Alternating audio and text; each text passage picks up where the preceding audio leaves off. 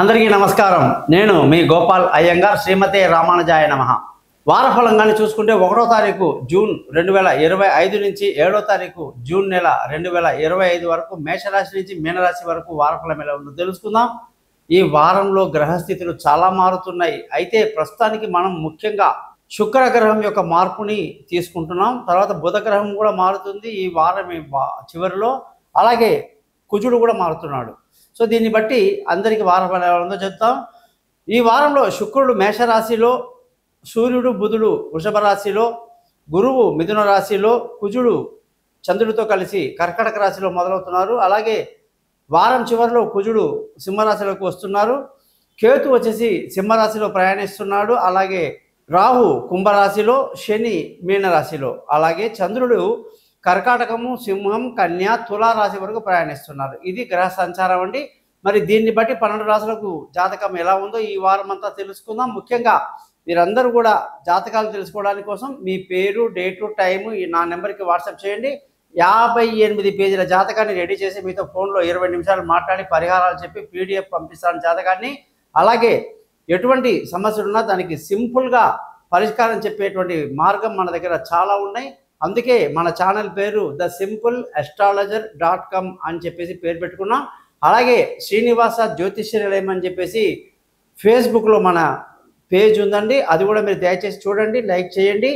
ఈ ఛానల్ని సబ్స్క్రైబ్ చేస్తారని ఆశిస్తూ, అలాగే జ్యోతిషపరంగా ఎటువంటి సందేహాలు ఉన్నా కూడా నన్ను కాంటాక్ట్ చేస్తారని ఆశిస్తూ, ఈ వారం చివరిలో కుజగ్రహం యొక్క మార్పు, బుధగ్రహం యొక్క మార్పుని లెక్కలోకి తీసుకోకుండా సూర్యుని యొక్క మార్పుని తీసుకొని చెప్తున్నాను. నమస్కారం. గోపాల్ అయ్యంగార్.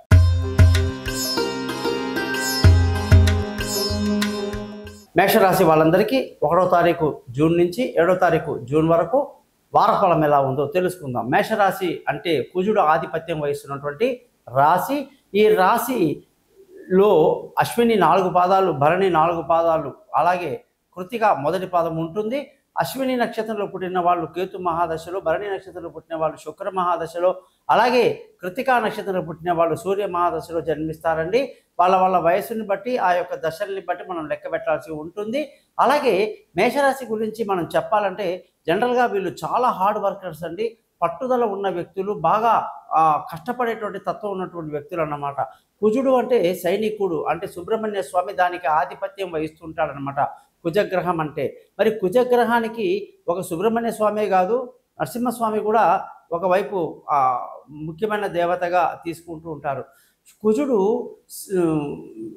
సైనికుడు అంటే వీరోచితంగా పోరాడేవాడు, అలాగే యుద్ధాలు చేసేవాడు అన్నమాట. అందుకే జనరల్గా రక్తం కళ్ళ చూస్తారంటే వీళ్ళు అని అంటారు కదా. అటువంటి తత్వం ఉన్నటువంటి కుజుడు చాలా కఠినంగా ఉంటాడు, కోపంగా ఉంటాడు, ఉగ్రంగా ఉంటాడు. అందుకే అంగారకుడు అని కూడా ఈయనకు పేరు అన్నమాట. సో దేవతలకు సేనాధిపతి ఎవరు అంటే సుబ్రహ్మణ్య స్వామి. కాబట్టి సుబ్రహ్మణ్య స్వామిని ఈ రాశికి ముఖ్యంగా ఇక్కడ తెలుగు వాళ్ళందరూ కూడా అధిదేవతగా తెలుసుకుని ఉంటారు. మంగళవారం రోజు ఆంజనేయ స్వామికి పూజ చేయటం వల్ల చాలామంది ఏమనుకుంటారంటే ఆంజనేయ స్వామి కుజగ్రహానికి అధిపతి అని అనుకుంటారు. కానీ అది అంత క్లియర్గా లేదు. అలాగే ఈ మేషరాశి వాళ్ళందరికీ కూడా ఈ వారంగాన్ని చూసుకుంటే కుజుడు కర్కాటక రాశి వరకు చివరి వరకు ఉండి తర్వాత లాస్ట్లో వీకెండ్లో సింహరాశిలోకి వెళ్తున్నాడు అనమాట. ఏదేమైనప్పటికీ ఈ కుజుని యొక్క స్థితి వల్ల మేషరాశి వాళ్ళకి పట్టిందల్లా బంగారమే. అనుకున్న పనులన్నీ అనుకున్నట్టు సవ్యంగా జరుగుతాయి. ఎటువంటి కష్టాలు ఉన్నా సరే దాన్ని తట్టుకుంటారు. ఎంతటి బరువైనా మోస్తారు. సిచ్యువేషన్ తగినట్టుగా మీ యాటిట్యూడ్ ఉంటుంది. కాబట్టి మీకు చాలామంది ఏలినాటి శని వచ్చింది, మీకు అదవుతుంది ఇదవుతుంది అంటుంటారు. కానీ జనరల్గా పాజిటివ్గా ఆలోచిస్తే మీ మానసిక స్థితి ఎలా ఉంటుందంటే ఎటువంటి ఒత్తిడిని అయినా సరే తట్టుకోగల శక్తి మీకు భగవంతుడు ఇచ్చి ఉన్నాడన్నమాట. అలాగే ఈ వారం అంతా కూడా సంతోషంగా ఆనందంగా గడుపుతారు. పాజిటివ్ ఎనర్జీ చాలా బాగా ఉంటుంది. అలాగే ధన ఆదాయానికి ఎన్ని రోజులుగా శుక్రుడు చాలా ఇబ్బంది పెట్టాడండి మన మేషరాశి వాళ్ళని. అలాంటి శుక్రుడు ఇప్పుడు మారిపోవటం వల్ల విపరీతమైనటువంటి ధనయోగం ఉంది. కుటుంబ సంతోషం చాలా బాగుంది. పిల్లల చదువు చాలా బాగుంటుంది. ఎంతోమందికి పెండింగ్లో ఉన్నటువంటి ఈ విద్యా సంవత్సరం ఏ స్కూల్లో వేయాలి, ఈ విద్యా సంవత్సరం ఏం మార్పులు చేయాలి అనేవన్నిటి కూడా గతంలో లేని సొల్యూషన్స్ ఇప్పుడు మనకు దొరుకుతుందన్నమాట. కాబట్టి మేషరాశి వాళ్ళకి శుక్రుడు కూడా చాలా ఫేవర్గా ఉన్నాడు, కుజుడు చాలా ఫేవర్గా ఉన్నాడు. అలాగే శుక్రుడి యొక్క మార్పు వల్ల భార్యాభర్తల మధ్య ఉన్న గొడవలు, ప్రాబ్లమ్స్ అన్నీ కూడా సొల్యూషన్స్ అన్నీ కూడా దొరుకుతాయి. అన్ని ప్రాబ్లమ్స్ సాల్వ్ అయ్యి ఐక్యంగా ఉంటారు, ఒక్కటిగా ఉంటారు. భార్యాభర్తల మధ్య ఉన్న గొడవలన్నీ కూడా తగ్గిపోతాయి. ప్రేమికులకు కూడా చాలా మంచి రోజు, అడ్డంకులు తొలగిపోయి ఒకటవుతారు. అన్నిటికంటే మించి దూరంగా ఉన్న భార్యాభర్తలు కలుసుకుంటారు. పెళ్ళి కాని వాళ్ళకి పెళ్ళి కుదురుతుందన్నమాట. అటువంటి మేషరాశి వాళ్ళకి శుక్రుడు ఎన్నో ఉపయోగాలు మనకు చేస్తున్నాడు. ఈ వారం చివరిలో బుధుడు మారుతున్నాడు. అంతవరకు బంధువులతో స్నేహితులతో పెద్ద ఉపయోగమే ఉండదు. లేనిపోని చిన్న చిన్న గొడవలు ఏమన్నా ఉన్నా కూడా సర్దుకుంటూ జాగ్రత్తగా ఉంటే ఒక వారం రోజులు అవన్నీ సర్దుకుంటాయి. అలాగే మానసిక ధైర్యాన్ని బాగా కలిగి ఉండి ముందుకు దూసుకు వెళ్తారనమాట. ఇకపోతే విలువైన వస్తువులు, ఆస్తులు అన్నీ కొనటానికి ఎంతో అనుకూలంగా ఉంది. లావాదేవీలన్నీ చాలా బాగుంటాయి, లాభదాయకంగా ఉంటాయని చెప్పేసి కూడా చంద్రుడి యొక్క స్థితిని బట్టి మనం చెప్పొచ్చు. మంచి యోగంతో ఈ వారం మొదలవుతుంది మేషరాశి వాళ్ళకి విలువైన వస్తువుల విషయంలో అన్నమాట. తల్లి ఆరోగ్యం చాలా బాగుంటుంది, ఇబ్బంది ఏం లేదు. ముఖ్యంగా ఈ వారంలో పిల్లలు వాళ్ళ చదువులు, విదేశీయానాలు, దూర ప్రయాణాలు, అనుకున్న కాలేజీలో, అనుకున్న యూనివర్సిటీలో సీటు కావాలి అని ప్రయత్నం చేసే స్టూడెంట్స్ అందరికీ కూడా ఈ వారం చాలా మంచి శుభవార్తలు అందుకుంటారన్నమాట. ప్రయాణాలు చాలా సుఖవంతంగా ఉంటాయి. తెలివైన నిర్ణయాలు తీసుకుంటూ ముందుకు దూసుకువెళ్తారని చెప్పేసి ఖచ్చితంగా చెప్పొచ్చు. ఆరోగ్యపరమైన విషయాలకు వస్తే ఈ వారంలో కొంచెం ఇబ్బంది ఉంటుంది. అది కూడా ఒక 4-5 రోజులు.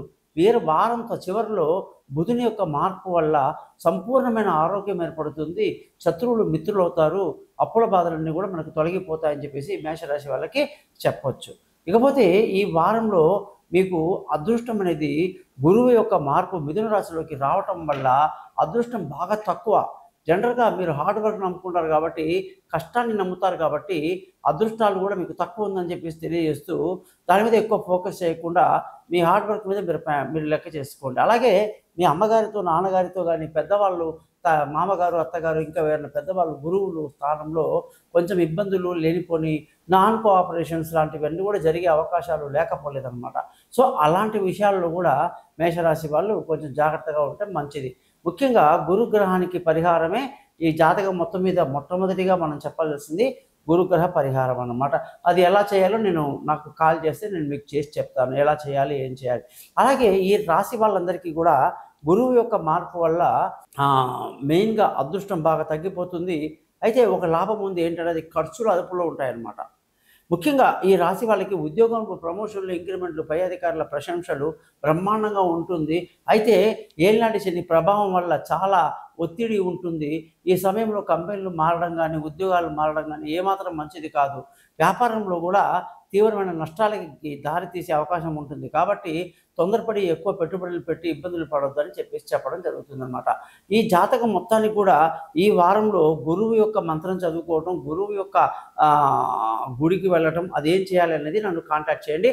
జాతకాన్ని మీకు నేను క్లియర్గా చెప్తాను. అలాగే నా 20 నిమిషాలు మీరు వాయిస్ రికార్డ్ కూడా చేసుకోవచ్చు. గురుదక్షిణ ఎలా ఇవ్వాలో తెలియజేస్తాను. ఈ ఛానల్ని సబ్స్క్రైబ్ చేయడం మాత్రం మర్చిపోకండి. మీ గోపాలయ్య గారు.